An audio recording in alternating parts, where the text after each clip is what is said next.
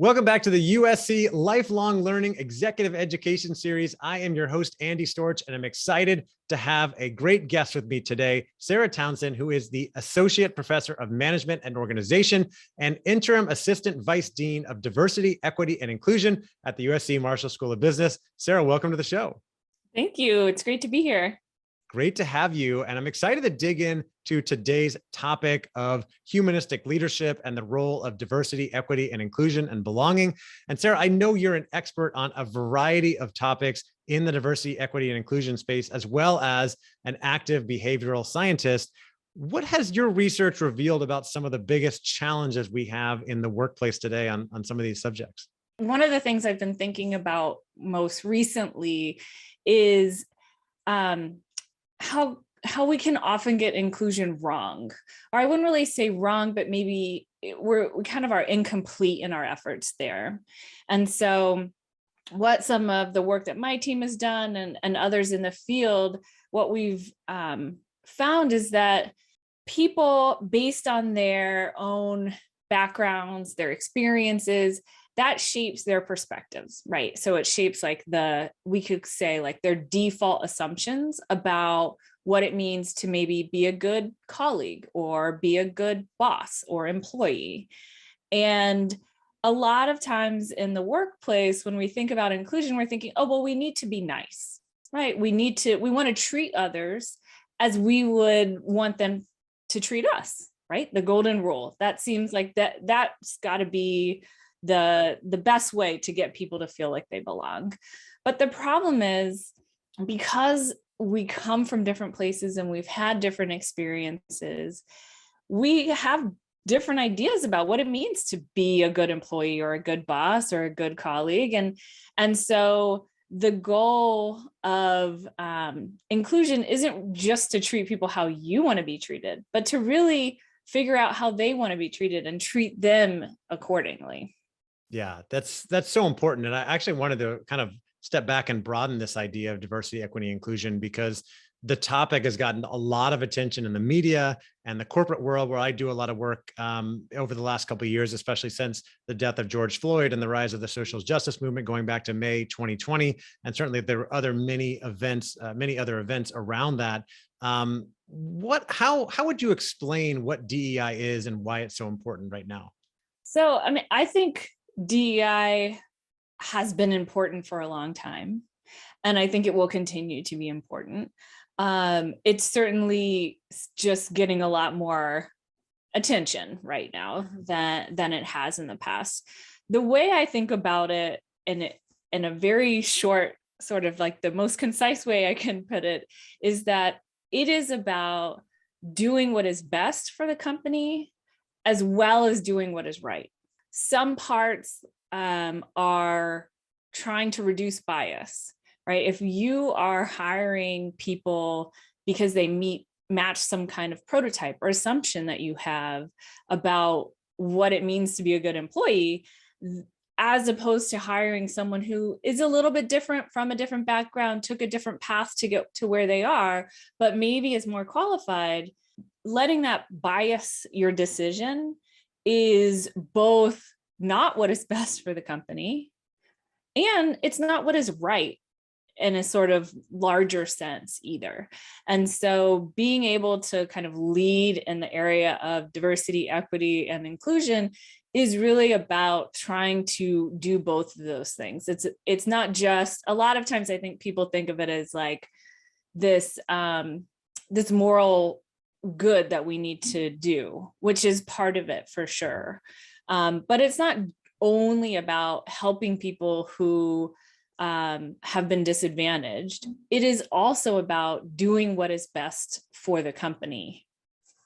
Yeah, I wanted to talk to you about the business implications, but just sticking with those definitions, I think before 2020, there was a big focus on diversity by a lot of companies. We want to increase the number of Black employees we have, or create more diversity when you look across the population so it doesn't look all the same. But what we've learned, of course, is that inclusion is just as, if not more important, Right. something you mentioned at the beginning of this interview. So can you talk about the difference and why inclusion is so important, that we can't just have diversity? It doesn't solve problems.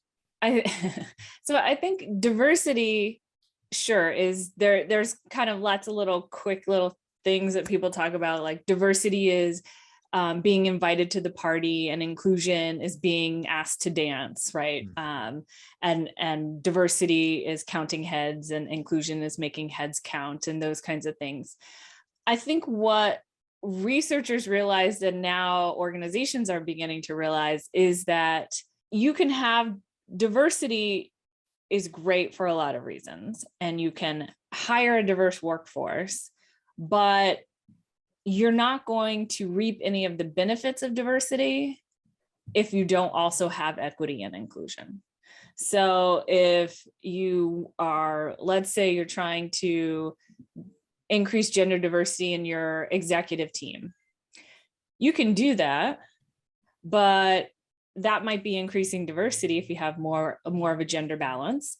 But if you are not paying women as much, right? If that equity is not there, you're not going, they're going to leave. And if they aren't fully included, meaning feeling like they belong, feeling like their uniqueness is valued, then they're not going to be offering new ideas, new perspectives, which is in one of the major points of diversity. That's the whole deal, is we have these different perspectives, bring them together, and we innovate and we create new things and we solve problems better. And so just having a bunch of people together, having that diversity is just the first step in terms of like a complete DEI sort of strategy or leadership. So yeah, I wanted to talk to you about that. The idea of creating an innovative culture. I think for innovation, you want to have different thought processes, different types of people. You want to have people from different backgrounds, different ideas. But if they're not included in the conversation, it's not going to matter, right? You're not going to get those ideas. You're not going to be able to innovate. So I think inclusion is so important for innovation. I know you probably agree. Oh yeah. And I think, a lot of companies focus on diversity in part because it's easier. It's very easy to measure. It's quick to measure. You can look at your workforce on day one. You can look at it 3 months later, 6 months later, and see the change, right? But something like inclusion is a little bit harder to gauge. It, in my opinion, is harder to foster. But the payoff is huge, right? The payoff in terms of having people, really feeling a sense that they can offer their honest suggestions, the good ones and the bad ones, so that then you get the full breadth of people's experiences and perspectives. And it's through the combination of those things that really the sort of great things come. We've touched on this a little bit already, but I wanted to ask you, what does it mean to have an inclusive culture? And why is that important in business beyond just making people feel good and including their ideas? I imagine there's got to be a business case for this as well. Sure. I think inclusion is, I think of it as being consisting of two things. So one is belonging, in that people really feel like they're a part of the organization, like they are really insiders in the organization. And that's very critical. But it's not just that. It is also about feeling like you belong in the organization, but also that you're valued for whatever makes you different, right? So people want you to be there, and it's not that they are just tolerant of the fact that you're different, but they value that. That is part, they really appreciate. That's part of what they want from you, is to bring your difference to work. And so I think with a lot of times organizations will see, you could end up with kind of pseudo inclusion, where you get people who maybe seem like they really belong, but they're kind of assimilating, right, to whatever the dominant way to be is. Or you can see people who are kind of standing out and being their different self, but they're not fully integrated and fully belong in the organization. Yeah, absolutely. Makes sense. And so it's really those two things, and you can see them in how meetings are run, right? You can see them in how do people disagree in the meetings? Or is it kind of, oh, okay, are the junior people speaking in the meetings? Or is it just the sort of senior level folks and all the junior people are there nodding? So you can kind of see it in how people behave.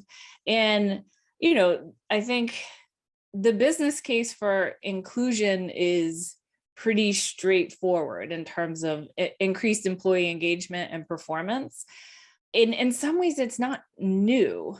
It's just that it's harder to really foster true inclusion when you have more diversity.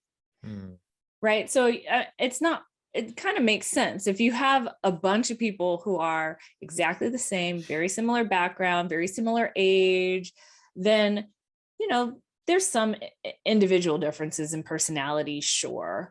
But the more similar folks are, it's kind of easier for people to feel like they are their true self and they're, whatever. And also that they belong, and you don't have to kind of negotiate and learn about each other and perspective take in the way that you do when you meet someone who has had a very different life experience and is approaching a problem from a very different vantage point. Yeah. Yeah. I was thinking of this analogy. It's almost like if you've got a group of people and you're ordering lunch and you just know that everybody likes Thai food or hamburgers or whatever, it's very easy to order lunch for everybody. But if you have to really, everybody has different preferences, you have to really get to know people and find some common ground that will allow people to get along. It makes it more difficult and challenging, but it's more rewarding in the end. Yeah. I love that. That's a great analogy. Something we hear a lot about related to this is this idea of unconscious bias and how that's one of the things that's really still causing a lot of challenges and problems in the workplace. What is this, and how can we as individuals, raise more awareness and help solve the problem here?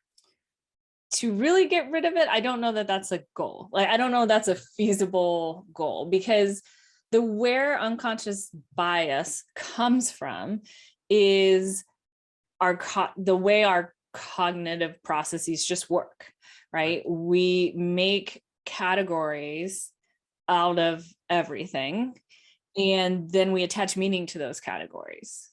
The problem, though, is that where a lot of the kind of intergroup bias comes from is, if we just attach meaning to different categories, sort of like, well, that's not necessarily problematic, but the meaning that we attach to the categories of people comes from the society that we live in. So to the extent there's inequality that you observe in society, that you observe in media representations and movies and news coverage and all of that, then the associations that you will create are going to reflect that inequality and be biased. It's really that intergroup bias is really in the same family as all the other decision-making biases, confirmation bias and availability bias, and all of these other things that generally serve us, but sometimes don't. They help us make decisions, right? I mean, when you see a hot stove, you don't have to touch it to find out, you just know from experience and learning. Right. We have these things in our minds all the time that help us navigate the world quicker. Right. No, I mean, if you could imagine every time you go up to a wall trying to figure out, is that the door? Is this the door here? How do I get right? We wouldn't be able to function in the world. And so we need these shortcuts, but we use these shortcuts then about everything, and that's where it steers us wrong. Before we go further, could we give an example of a couple of these shortcuts that are, you mentioned running into the wall, but then we get to the unconscious bias, the problems that occur in the workplace from it.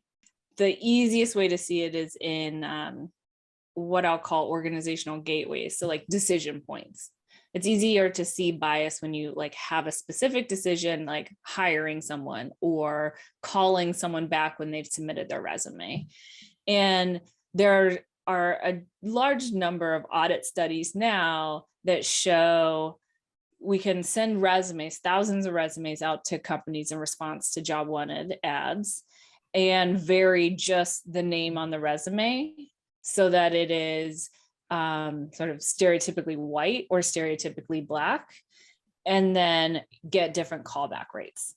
And so that's one place that we can see it, and it's biased because the qualifications on the resume are the same, right? And so unless you decided, the company explicitly decided, no, we need people with white sounding names, Right. Which is not going to right? Then happen. it's a bias. Which would be And illegal. yeah, yeah, which would be illegal. Good to note. But really, in terms of how people are treated inequitably in the workplace, it runs the whole gamut. So it's also performance reviews. For example, there's work showing that women are given more, in negative feedback, they're given more feedback about their personality as opposed to developmental feedback that's actually helpful. So people will say things like, oh, well, your tone in the meeting, you should really watch it.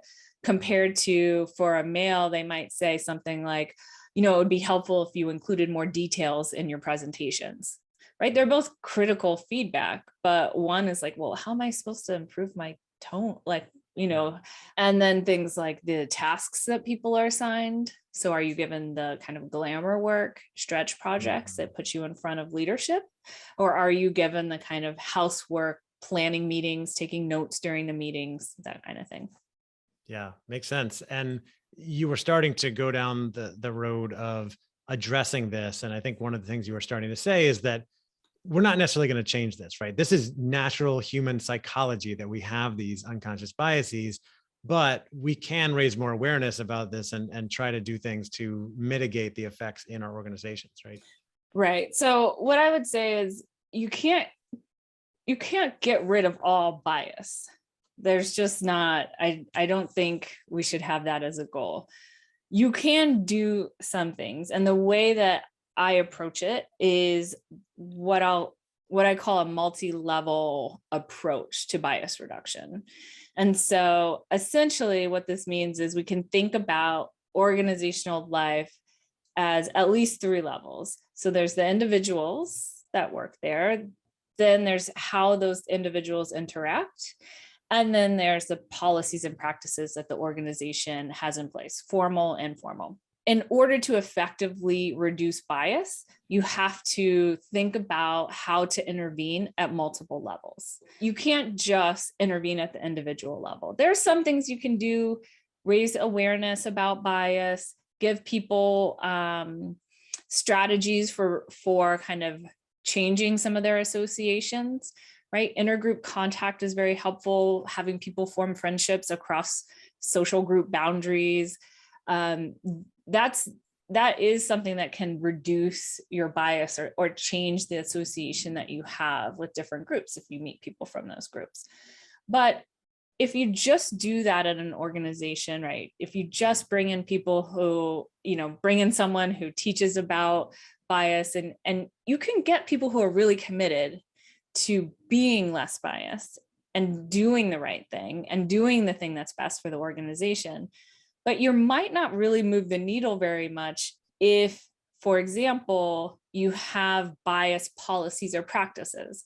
So you might say, we want to recruit a more diverse incoming group of associates. Sure, people might be very motivated for that. But if your hiring practices are such that you're only recruiting from certain schools, or you're requiring certain internships or relationships, or it's all network referrals, those practices are biased and you're not going to make the impact that you want. So in order to really sort of address bias within an organization, you have to think about coupling any kind of intervention or initiative that changes individual hearts and minds with an intervention or initiative that changes policies and practices.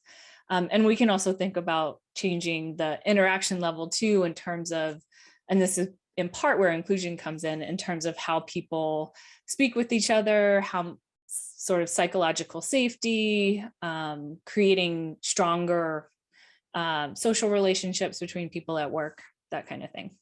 Yeah, makes sense. Almost every big company now has a person or a department or program dedicated to DEIB, diversity, equity, inclusion, belonging.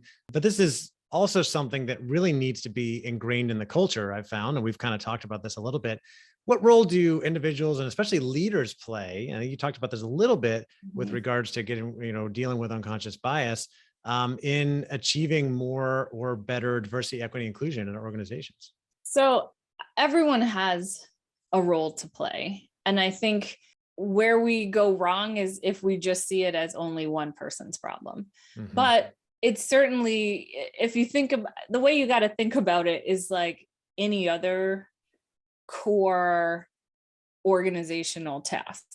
The whole point of the organization is you need a bunch of different people to make whatever product, service. And so everyone does something different, but they all come together to create this organization and serve clients or create products, sell to customers. And in terms of fostering an environment where there's inclusion, everyone has to do their part. Certainly, culture is very much set by leaders, and they have an outsized role in putting in place some of the policies and practices that I mentioned that are not biased. However, if for a lot of the people that I talk to, sometimes I talk to CEOs and sometimes and executives and team managers and all that, and sometimes I talk to people who've been in the workforce for a few years, and they may or may not be managing one or two people, and they say, well, what can I do though, right? I feel like I'm the lower person here. Do I really have a role? How can I, it's all about like whether they're including me, right? Hmm. And although certainly leadership is more on the hook, if when you're starting a new job, or just you've been there and you just want to kind of push things and make a change, you can do a lot to foster at least inclusion within your colleague relationships, right? And so you can ask people to have coffee. You can try and learn about them at a more personal level, and try and share things about yourself, and walk to a meeting together, as opposed to just walking by yourself and then sitting down. Those things, they're small, but they can really be helpful in starting to create the community and inclusion. Yeah, not to mention leading with curiosity, asking more questions and empathy, Right. getting to know people, asking how they like to work and be recognized, and whether they feel included. And sometimes these are hard questions to ask, but you can get some great answers to help you Mm-hmm. build a better culture. Mm-hmm. How does this fit into humanistic leadership? This idea of humanistic leadership, and can you talk to me about some of what you teach at USC and why this is important for business overall? One of the main things for humanistic leadership, at least in my mind, is self-awareness. And it's so incredibly hard to actually be self-aware. But I honestly think you cannot be fully self-aware and aware of how you are impacting others if you don't have a good understanding of diversity, equity, and inclusion. I don't think you can kind of really like fully embrace humanistic leadership and say, oh, but DEI is something separate. Mm. They're very integrated and integral to each other. Likewise, I don't know that you can really lead well in the DEI space if you don't have at least some core tenets of humanistic leadership. Yeah, makes sense. And this is important that we talked about culture and innovation and all the things that can come from this. And so many businesses are benefiting from Right. implementing policies and creating more of an inclusive culture. And we're seeing a lot of progress out there in the business world, which is great. This is also being discussed in business school. The last Mhm. question for you, Sarah, what role do you see lifelong learning playing in the success of business professionals? And why is it important that we're having these conversations and that people are continuing to invest in their own continuous learning? I think this is such an important point. And life's a journey, not a destination, Mm. right? And um, I think that's true. Uh, I think it can feel for some of the undergrads um, and some of the MBA students too, it can feel like a destination. It feels like, okay, I've made it to USC, and then I'm going to do well here, and then I'm going to graduate. I'm going to get my MBA. I'm going to, pivot in my career, and then I will then, like that will be it. But I think the problem there, and this relates to some work on mindsets by Carol Dweck and her team, I think it's this performance goal kind of fixed mindset that a lot of people tend to have, where we think, oh, I need to like master something, and then that's it. I will know it, and I will be able to perform and demonstrate my competence. And there's certainly times for that, and having some of that is good, but it limits you because you don't want to take on new things. You don't want to push yourself because you don't want to fail at all. Mm-hmm. Yep. And so the problem though is that the real major jumps, and I mean this both in terms of an organization's innovation, but also in terms of your own sort of personal growth, those jumps come when you try something new, and they come when you learn. And so what this research shows is that having a growth mindset where you're focused on learning goals instead of performance goals has huge implications, positive implications for so many different domains in your life. It's something that's helpful for, I have a first grader. It's something that's helpful for him as he's starting school. It's something that's helpful for my parents as retirees who are kind of in that chapter of their life. And just learning something new, challenging yourself, not being afraid of failure. And so I see, this lifelong learning as going hand in hand with a growth mindset that I think really allows companies and individuals to thrive. Yeah, I agree with you 100%. Big on having a growth mindset. Of course, you referred to the concept of mindset from Dr. Carol Dweck, who wrote the book Mindset: New Psychology for Success, which was a game changer for me as a business person in my career, even as a parent. And this idea of having a growth mindset and knowing that we can always be learning and growing, we can always be improving, and therefore we need to keep investing in our learning and growth so that we can keep up with the times and be ready for whatever's coming in the future. Sarah, this has been fantastic. Thank you so much for coming on and sharing all of your insights and wisdom with us today. And I look forward to talking with you more in the future. Yes, thank you very much. It was fun, Andy.